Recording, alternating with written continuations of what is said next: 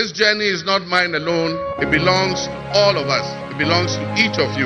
Let today be the dawn of a new era of hope, an era of job creation, an era of accountability, an era of institutional strengthening and resilience, and an era of unparalleled potential for all Ghanaians. Your Excellency, you may now proceed.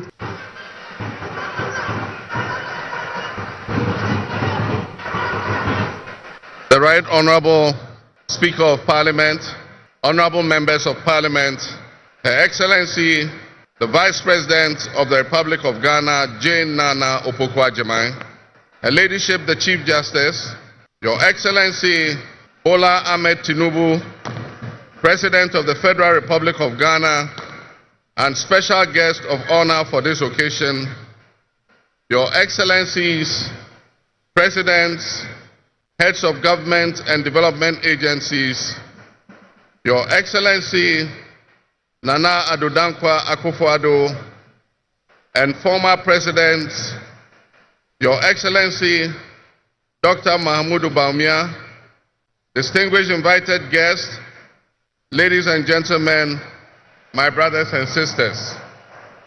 I wish you a good morning, and we give thanks to the Almighty God on this occasion.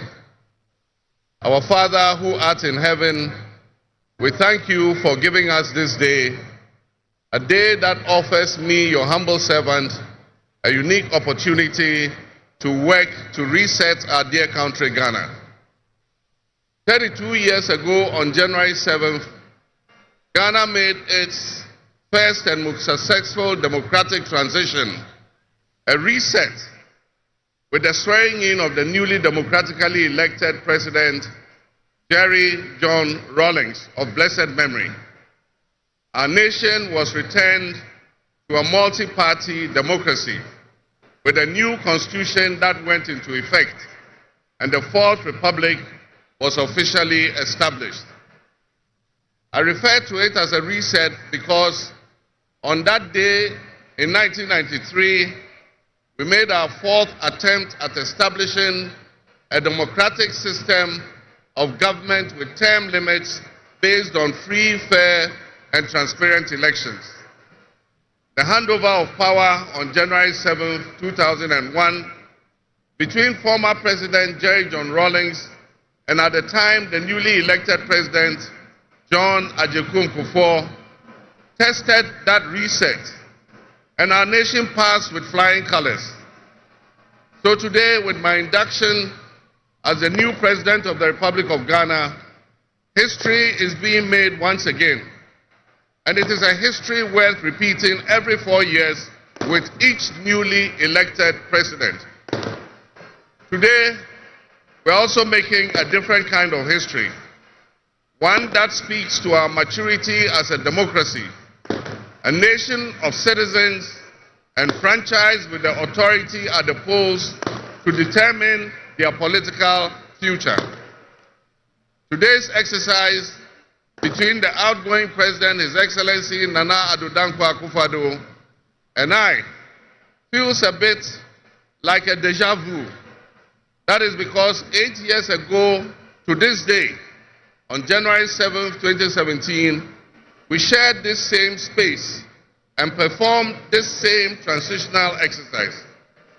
At the time, I was the outgoing President, having served one term, and he was the incoming President, having been given a mandate by the people of Ghana to lead this great nation of us. He and I both understood on that day, as I'm sure we are today, that it is the people of Ghana that we are elected to serve. Somehow, it seems fitting that it is with Nana Akufo-Addo that I twice shared this stage and this unique historical distinction. Because Nana Akufo-Addo and I began our national political careers in Parliament in the same year, 1996. He has always greeted me with warmth, a firm handshake, and a smile.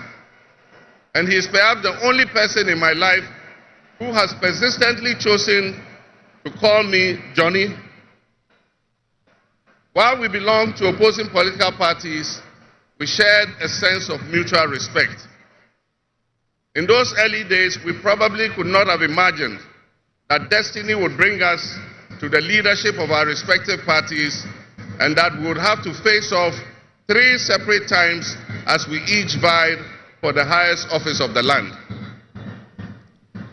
Nana, as this will be our final meeting under these circumstances, and as I look back on the journey we have traveled together, 2 much younger men who entered Parliament together with a full head of black hair and you with the same bald head and round eyeglasses, I have to say that you have without exception been a worthy opponent.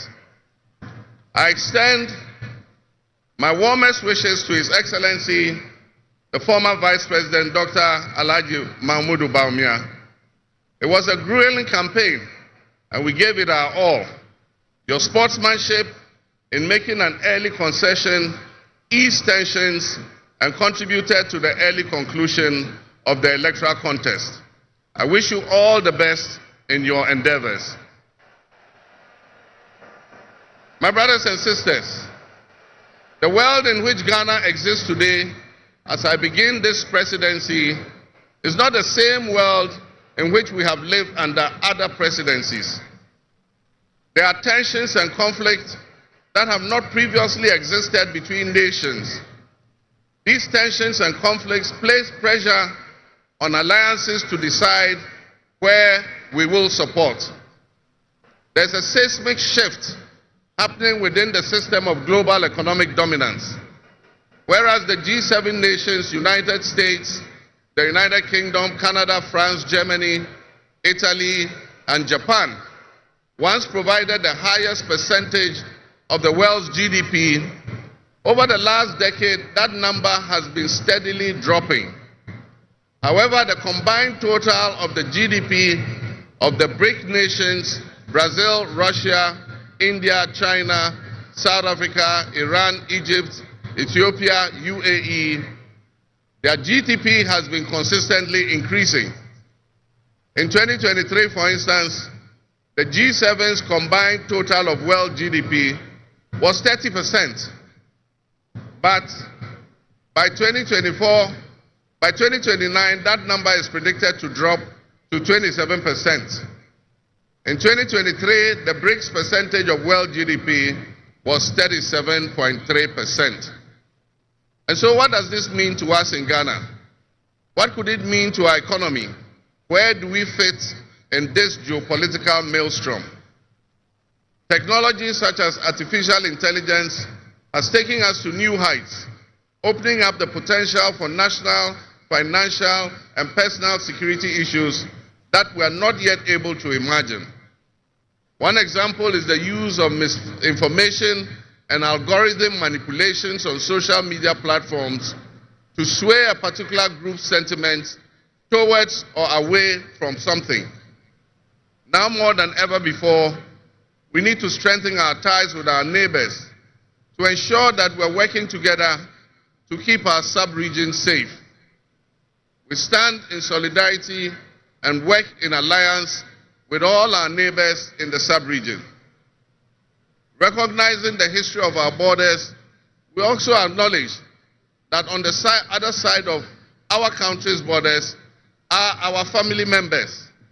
They may be Ivorians, they may be Togolese, they may be Burkinabes, they may be Nigerians or Malians, but they are also Akans, they are Kassinas, they are Gwans, they are Ewes, they are Nzemes, they are Hausas, they are Moshis and Gurmes, because we are all part of one another, one big family. With the increase of the climate crisis, and as the waters grow warmer, melting the Arctic ice and permafrost, there's a greater likelihood for viruses that have been frozen and thought to be extinct for decades, perhaps even centuries, to begin to spread and create another global pandemic.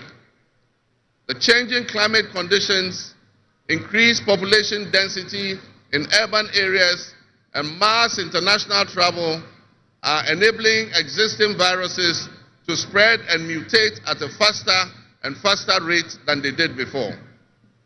This is a serious challenge.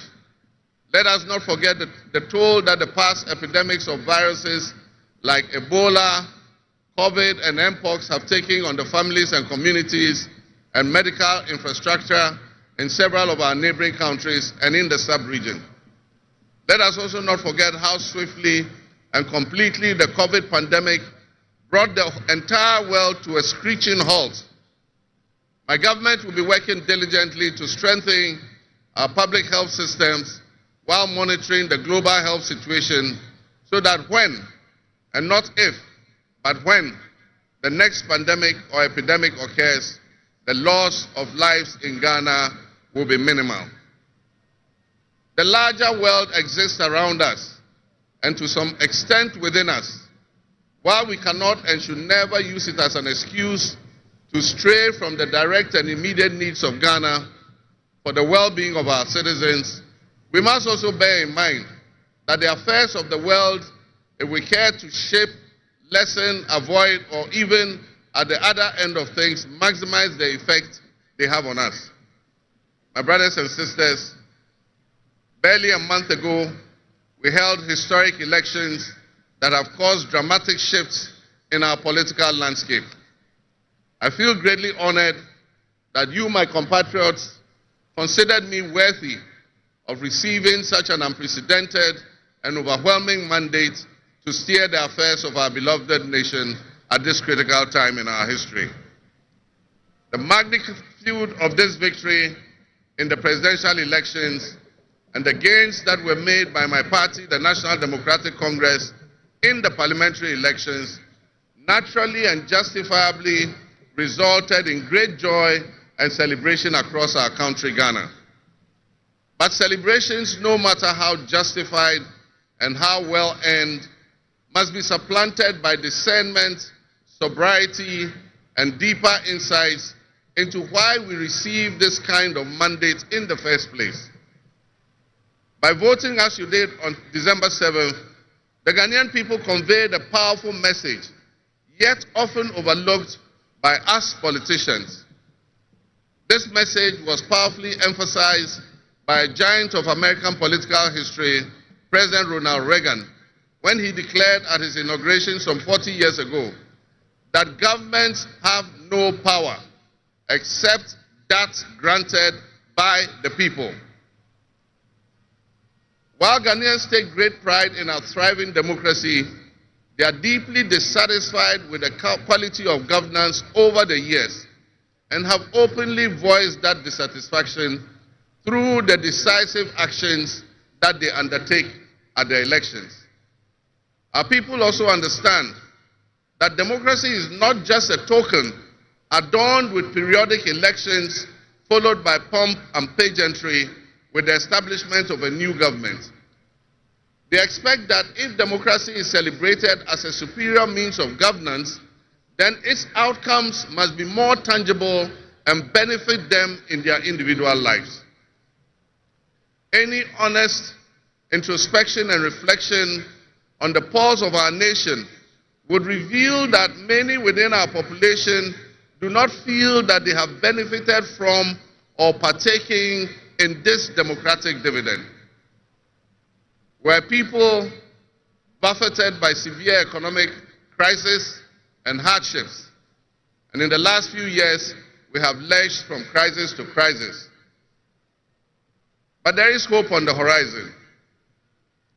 Today should mark the beginning of a new opportunity.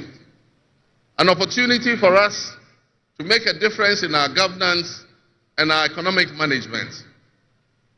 We shall reset our dear nation, Ghana.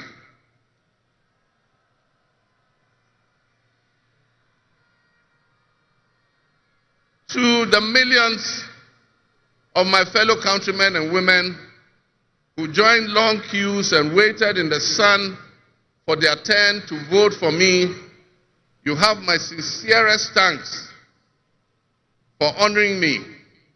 My firm, immutable assurance is that your vote will matter in the work that I'll do to make a difference in the destiny of this dear nation of ours. Your courage to bring change will not go in vain. Our nation was born with much promise. That promise would seem hazy and in doubt now because of all that has happened in the past. But I urge you, my fellow countrymen, not to be sucked into a state of perpetual pessimism. For some time, our country has urgently needed leadership with an unwavering desire to get things done. I, with all humility, assent that I intend to be that leader with your cooperation and your help. As your next leader, I shall strive to exercise sound judgment and be able to make the right calls at the right time. I will have the humility and presence of mind to take responsibility for any challenges and be willing to act firmly and timelessly to resolve the challenges that we face as a nation. Since the elections, I have read and heard the word hope used many times in relation to my presidency and what it should offer the citizens of Ghana. I intend to speak plainly and clearly to you today, and every time I address you subsequently, I intend to always tell you the truth. The circumstances we find ourselves in are indeed dire, but even so, I'll be decisive and swift in my actions. We'll focus our initial efforts on 4 critical areas. The first is economic restoration and stabilization of the macroeconomic environment. The second is the improvement of the business and investment environment to ensure that Ghana is once again open for business. The third is governance and constitutional reforms. And the final, but not the least, is accountability and the fight against corruption.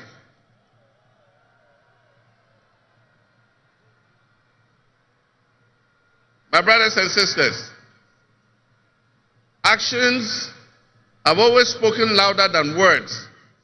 With that in mind, I have entered into a covenant with you, the good people of Ghana, in which I have enumerated 26 actions that I'll take within my first 120 days.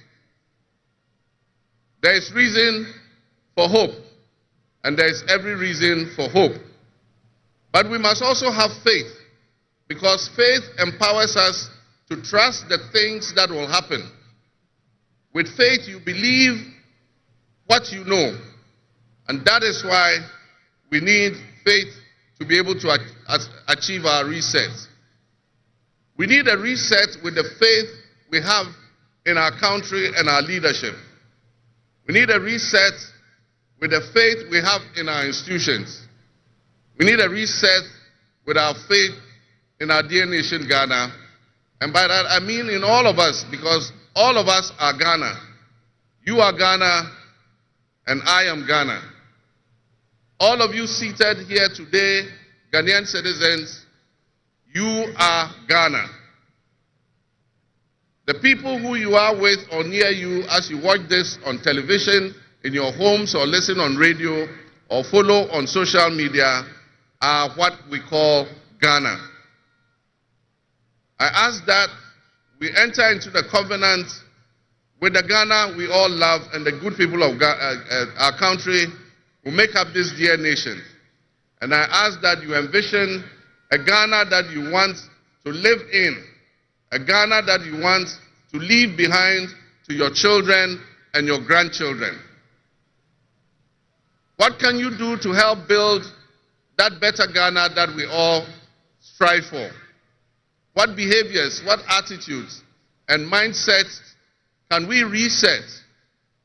We need a reset, and we have faith in Ghana's ability to overcome, excel, and be so successful with this reset that it will be difficult to imagine a time when that was not the case.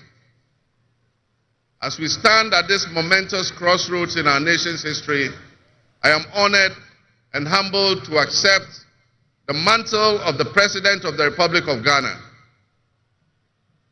Today we celebrate a new administration and herald an unprecedented era of opportunity and transformation. With Nana, Jane, Opoku-Agyeman by my side, we are poised to embark on a journey of progress and inclusivity, united in our vision for a more prosperous Ghana. This day is particularly special for us and for every Ghanaian who dreams of a society where barriers are shattered and ambitions are realized. With the inauguration of Ghana's first female vice president, we have turned a significant page in our history. Nana Jane's ascension to the high office is not merely a personal triumph. It symbolizes our collective commitment to fostering a nation where gender equality and female representation are cherished and amplified. This is a powerful testament to the power of diverse voices to shape the future, voices that have the courage to soar beyond our traditional confines. My brothers and sisters, together as we look to the horizon, we reaffirm our dedication to breaking the glass ceiling that has long hindered many from reaching their full potential. Governance that reflects all segments of our population strengthens our democracy and enriches our conversation. We stand committed to enacting policies that empower women and ensure that the door of opportunity is opened wide for our youth and our women, regardless of their background. Together, we will galvanize our efforts to create a society where every Ghanaian can dream, believe, and achieve without any restraints. Remember that great leadership is not defined merely by the offices we occupy, but by the legacy that we leave for future generations. My administration, along with my Vice President, Nana Opoku-Agyeman, will prioritize inclusivity, accountability, and innovation, forging pathways that would lead to the upliftment of all of our citizens. I'm profoundly grateful for this moment, a cornerstone in our journey towards a brighter future for Ghana. In this resounding victory, I see a clarion call, particularly from the youth of Ghana, a generation that is brimming with potential and dreams that are waiting to be realized. This moment is a powerful affirmation that your voices matter, that your aspirations are valid, and that your future must be our priority. We're committed to translating your hopes into action and creating opportunities for education, entrepreneurship, employment, and empowerment. Our policies will be tailored to sustain innovation and foster industry that engages today's young minds and equip them with the skills needed for tomorrow's challenges. Together with the private sector and captains of business, we will create decent and well-paying jobs. As we embark on this new chapter, I assure you that our decisions will champion diversity in all facets of governance, ensuring that every Ghanaian, regardless of your ethnicity, your gender, your age, your religion, or any background, will have the opportunity to contribute to our nation's story. Ghana's youth represent the heartbeat of our democracy. Their ambition will drive our policies as we strive to create an inclusive, equitable society where everyone has a seat at the table. Our vision hinges on the introduction and implementation of a 24-hour economy. We envisage an innovative and vibrant 24-hour Ghanaian economy which will also be anchored in agriculture and agribusiness. This innovative approach would unlock potentials that have long remained dormant, enabling us to harness the energy and creativity of all our people. Just imagine a Ghana where our markets are alive and bustling at all hours of the day, with responsive public services accessible at all times, such that businesses can operate flexibly to meet the diverse demands that they are subjected to.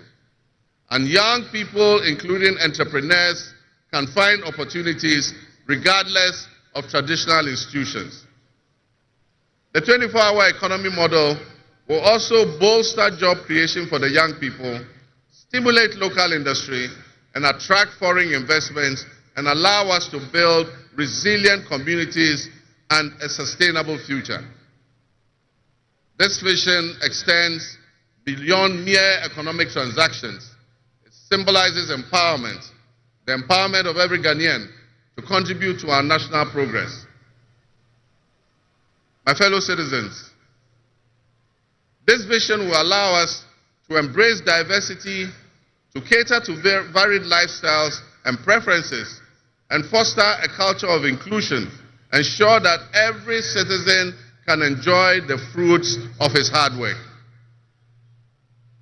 To the business leaders and entrepreneurs, I invite you to support this new model and join me in shaping a business environment where creativity thrives and where the fruits of your investments contribute to the collective welfare of our nation. Your role in driving our economy forward cannot be overstated.